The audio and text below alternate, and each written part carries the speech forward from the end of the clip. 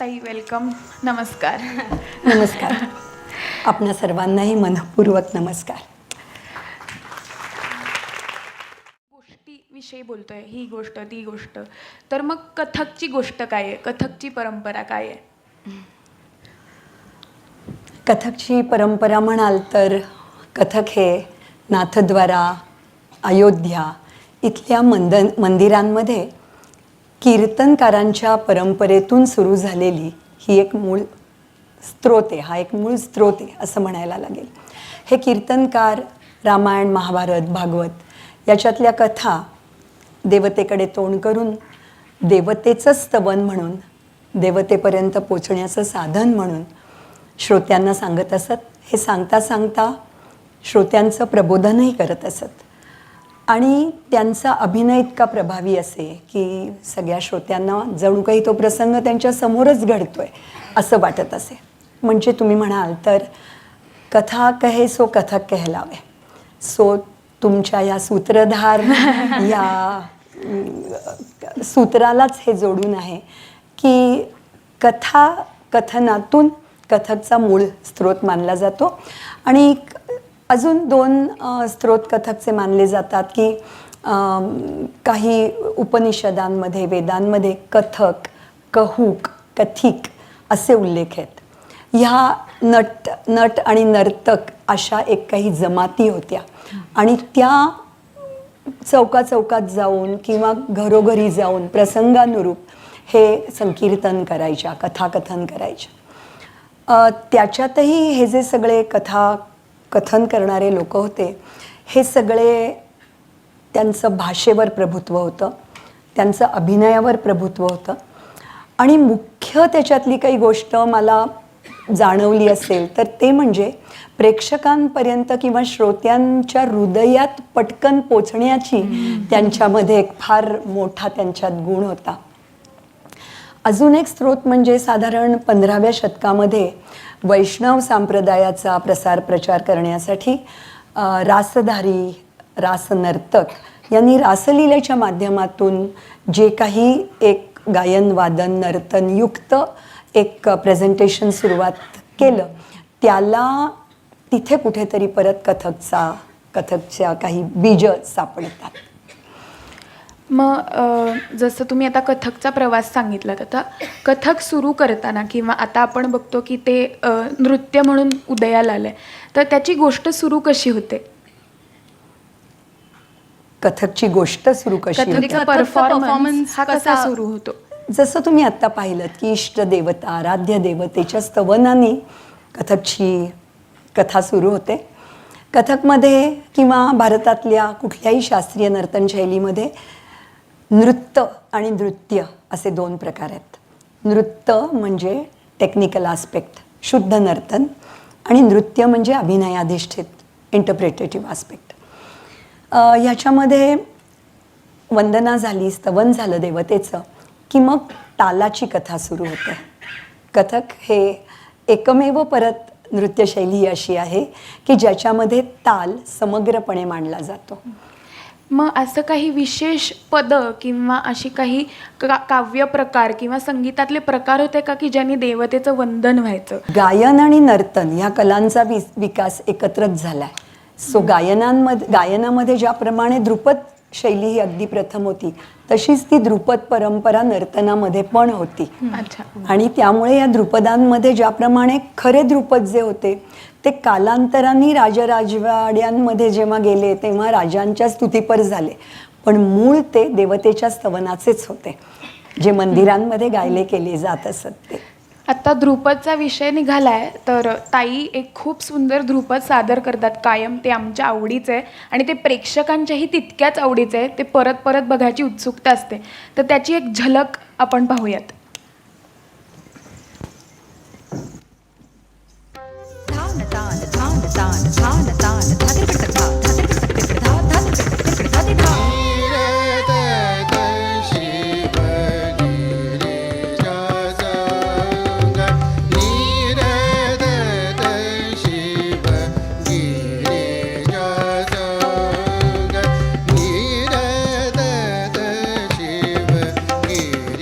जय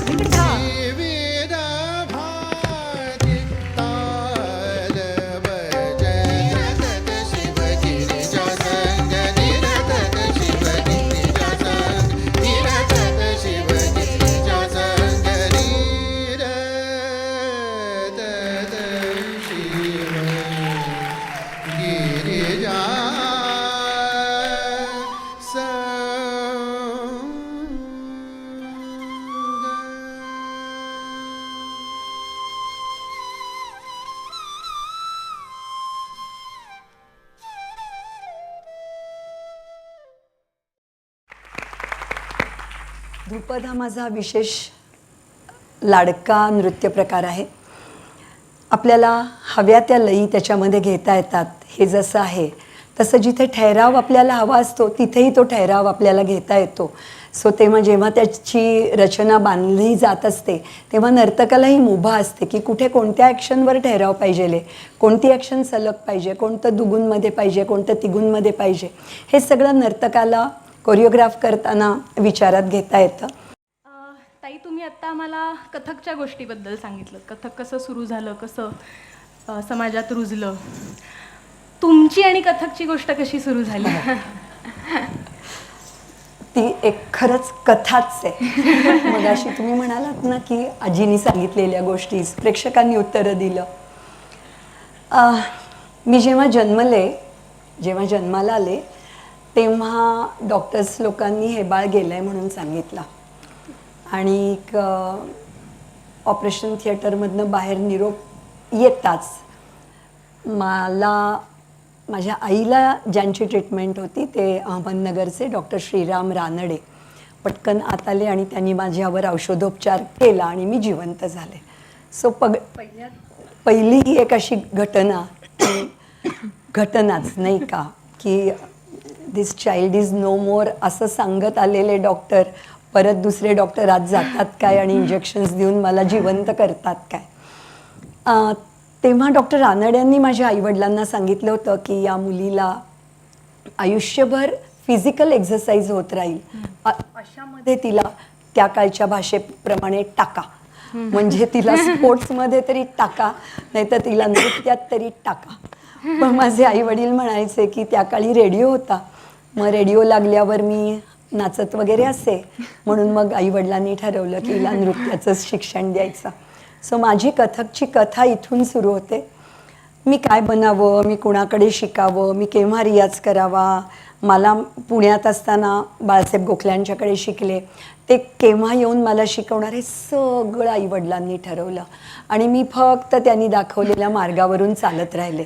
so माझी एक कथा तुम्ही म्हणाल तर थोडी अशी एकतर्फी म्हणायला हरकत नाही. म्हणजे हल्लीच्या मुलांसारखं मी हे नाही करणार, मी ते नाही करणार, मला हे आवडत नाही आहे, लेट मी ट्राय असं वगैरे काही म्हणायची बातच नव्हती तेव्हा.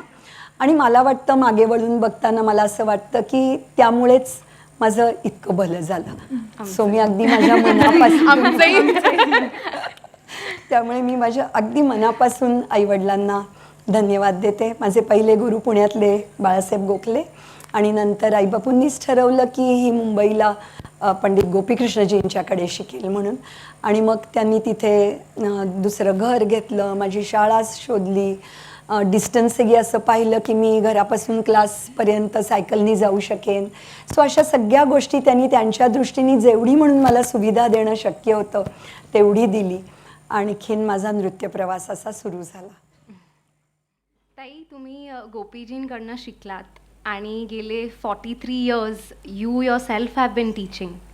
सो गोपीजीकडनं कसे शिकलात आणि आता तुम्ही कसे शिकवतात?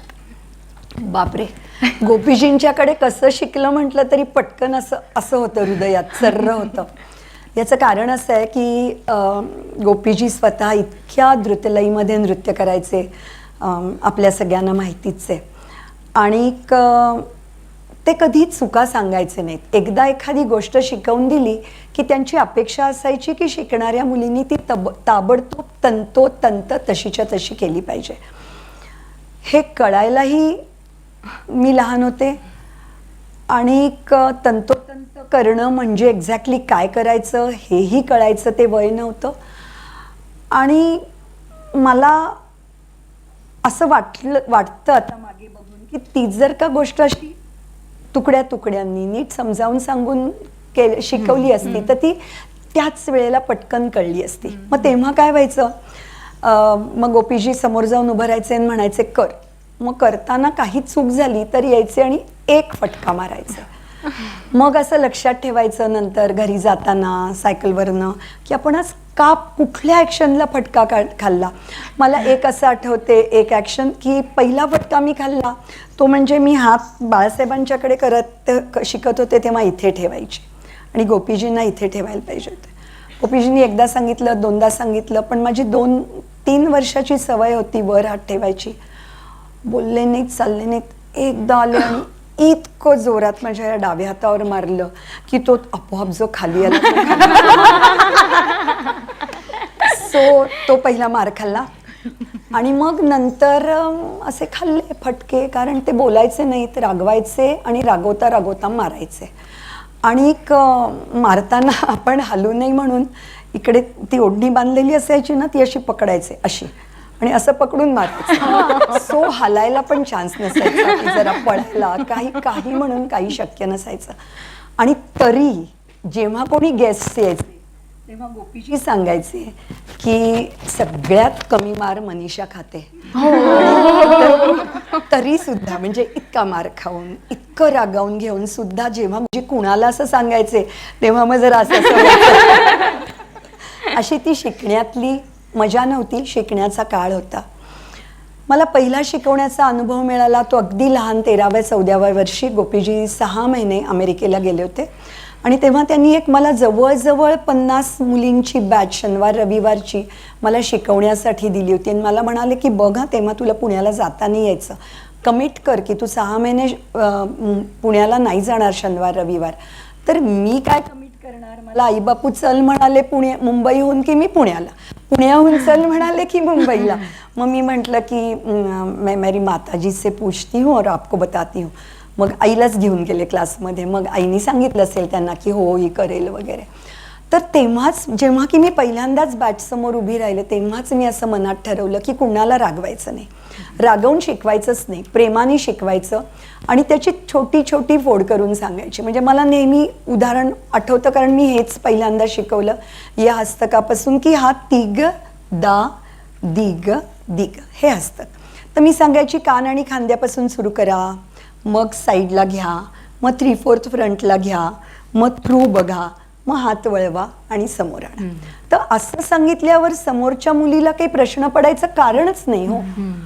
तर अशी मी माझी पद्धत तेव्हा डेव्हलप केली. मग गोपीजी आमच्या स्पेशल बॅचमध्ये कोणाकोणाला शिकवायला सांगायचे तेव्हाही मी अशीच शिकवायची.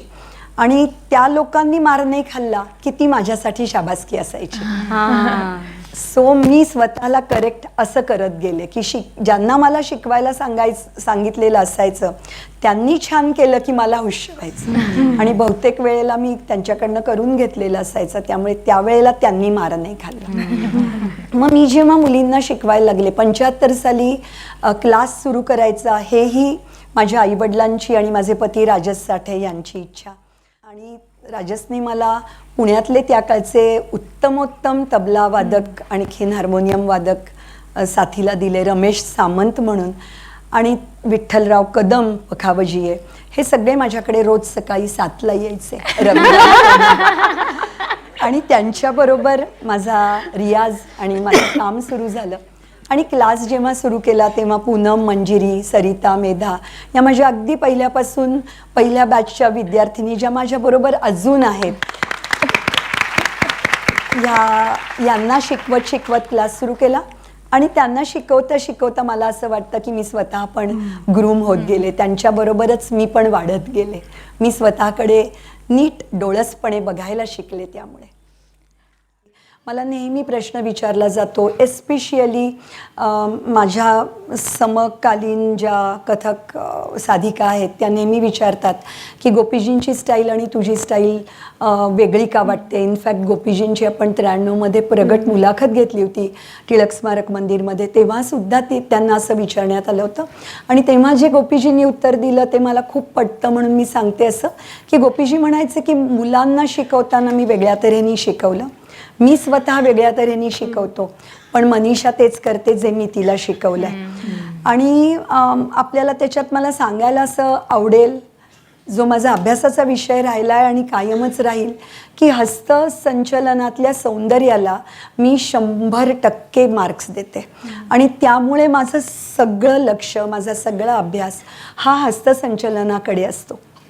म्हणून गोपीजींचेच हस्तक प्रिसाइजली कसे बाहेर येतील याच्याकडे मी अभ्यास केला आणि त्या पद्धतीने मी सगळी गेली 45-44 वर्ष मी तुम्हाला शिकवते. तुम्हीच एक गोपीजींचे 2 बोल करून दाखवा, धमारमधले धमाल. हा जो गोपीजींचा बोल आहे हा मला खूप असा अभिमान वाटतो सांगायला की हा त्यांनी माझ्यासाठी रामजी भैया पखावजी होते त्यांच्याकडनं बांधून घेतला आणि माझ्या फोटोग्राफीचा पहिला बोल होता. देत देत दागे तिथं हा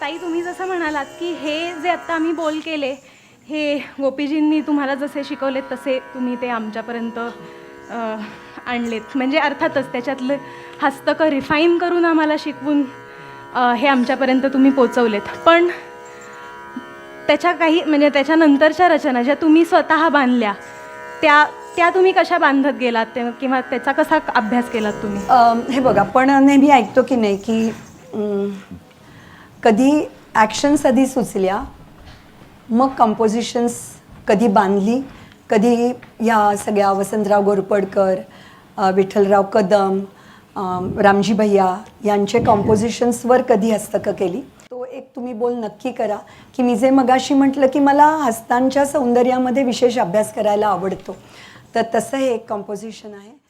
पंचपल्ली, त्रिपल्ली, चौपल्ली, पंचपल्ली हे जी काही सगळ्या लय तालांमध्ये खेळणाऱ्या ज्या रचना असतात त्या मला विशेष भावतात. या पंचपल्लीला पाचही पल्ल्यांना, पाचही वेगवेगळ्या दर्जांना वेगवेगळं हस्तक दिलंय. पाहूया. धा दिन धा धे ता टी टी ग ग ग दी ग न धा दिन धा धे ता टी टी ग ग ग दी ग न दी दी ता ता ता टी ता धा त्र ग दी की ता क क ग दी ग न न ग न ग न ग दी र दी र दी र धा त्र ग दी की ता क क ग दी ग न दी दी न क दी न ता टी ट दी न क दी धा त्र ग दी की ता क ग दी ग न ग दी ग न ग न ग न दी र दी र दी र दी धा त्र ग दी की ता क ग दी ग न ग दी ग दी दी ता की ता धा त्र ग दी की ता क ग दी न ग न ग न ग दी र दी र दी धा त्र ग दी की ता क ग दी दी दी न क दी न ता की ता दी न क दी धा त्र ग दी की ता क ग दी ग न ग न ग न ग दी र दी र दी र दी धा त्र ग दी की ता क ग दी ग न ग दी दी दी ता की ता धा त्र ग दी की ता क ग दी न ग दे दे दे धा त्र ग दी की ता धा त्र ग दी की ता क ग दी धा त्र ग दी की ता क ग दी धा त्र ग दी की ता क ग दी धा त्र ग दी की ता क ग दी धा त्र ग दी की ता क ग दी धा.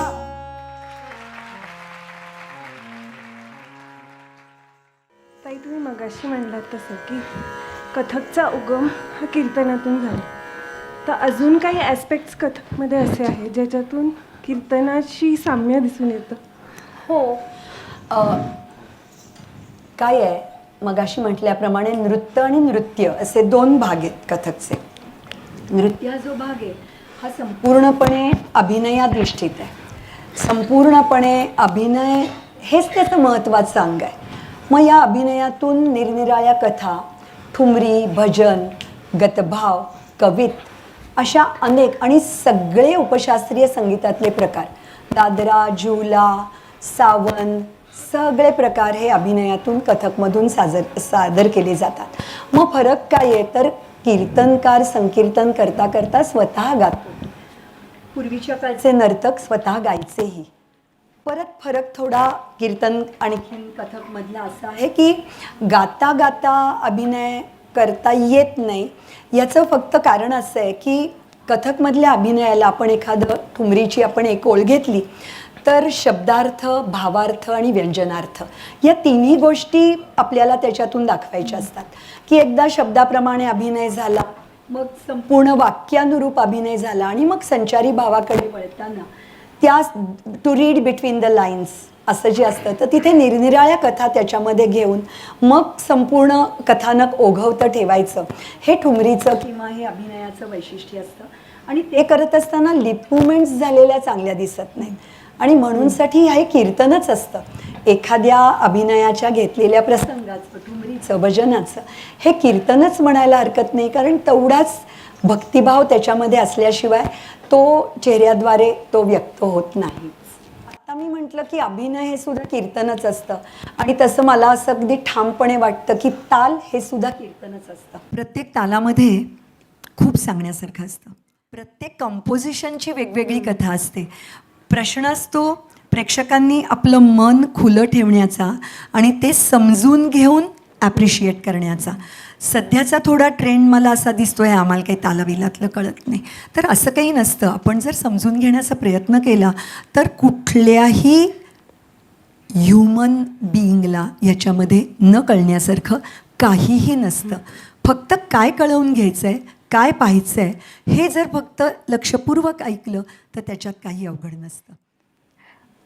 तुम्ही मगाशी संचारी भावाबद्दल बोललात, तर आम्हाला खूप आवडीचं असलेलं मोहे छेडोना त्याचं प्लीज तुम्ही एक झलक दाखवाल का?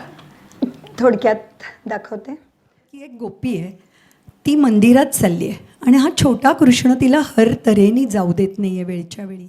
असं करत करत तिथे देवळात जायला उशीर होते, तरी ती शेवटी देवळात पोचते आणि मग काय होतं ते बघूया.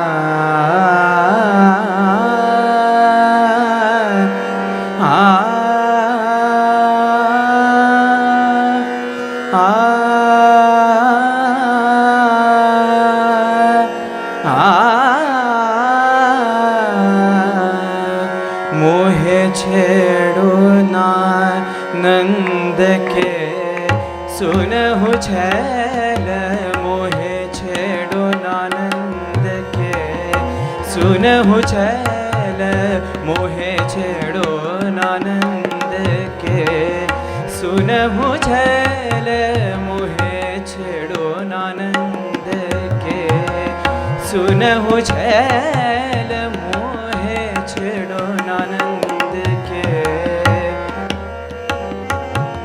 मोहे छेड़ो नानंद के सुनहु छैल, मोहे छेड़ो नानंद के सुनहु छैल, मोहे छेड़ो नानंद के बड़ी देर भई अब जाने दे मोहे, बड़ी देर भई अब जाने दे मोहे, बड़ी देर भई अब जाने दे मोहे, तोरी पैया परो मोरी रोको न गैल, मोहे छेड़ो नानंद के सुनहु छैल, मोहे छेड़ो नानंद के मोहे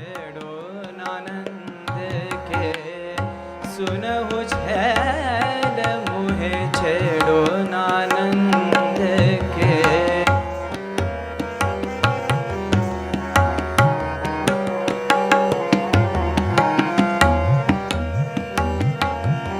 मोहे छेड़ो नानंद के सुनहु छैल मोहे छेड़ो नानंद के सुनहु छैल मोहे छेड़ो ना गर मागरे सा मोहे छेड़ो धनि रे ग म गरे सा मोहे छेड़ो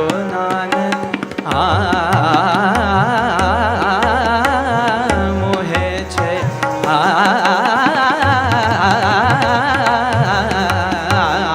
मोहे छेड़ो नानंद के सुनहु छैल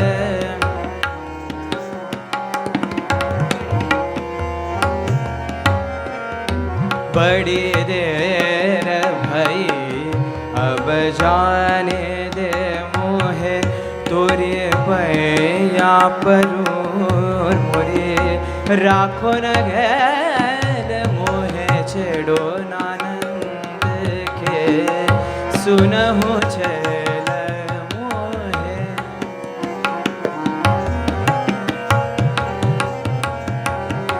मोहे छेड़ो ना छेड़ो ना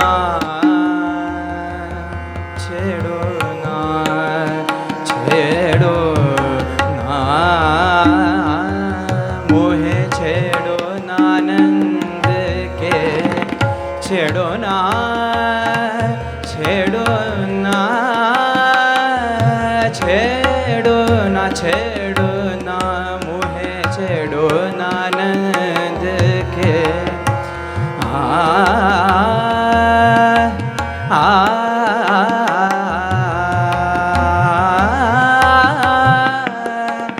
छेड़ो ना छेड़ो ना छेड़ो ना मोहे छेड़ो नानंद के मोहे छेड़ो ना छेड़ो ना छेड़ो ना छेड़ो ना छेड़ो ना मोहे छेड़ो नानंद के सुनहु छैल मोहे छेड़ो ना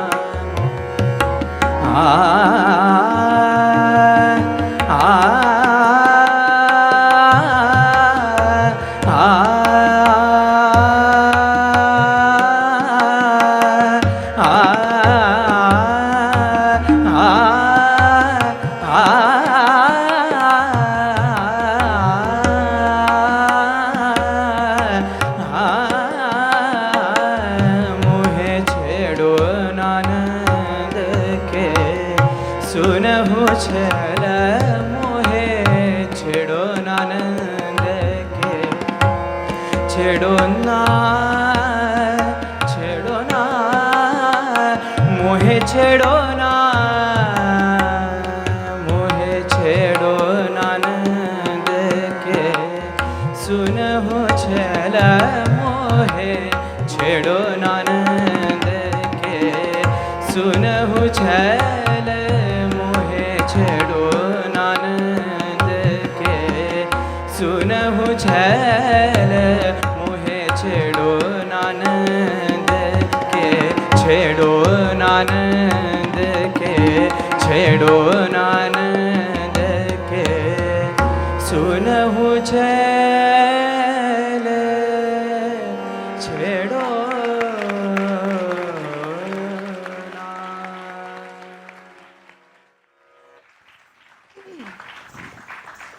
इतका वेळ यांनी मला प्रश्न विचारले.